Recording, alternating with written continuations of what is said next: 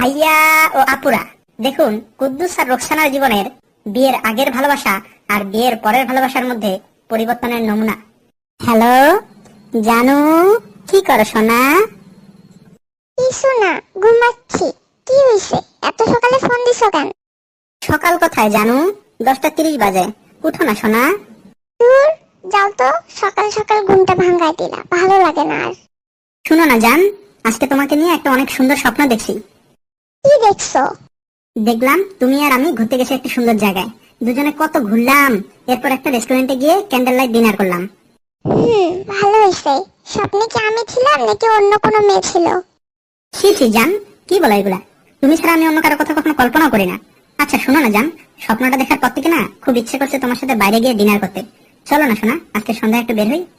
আচ্ছা, এখন রাখো তো, আমাকে আরেকটু ঘুমাতে দাও। দুপুরবেলা আবার যখন কুদ্দুস ফোন করলো, ক্রিং ক্রিং ক্রিং ক্রিং। হ্যালো জানু, কি করো তুমি?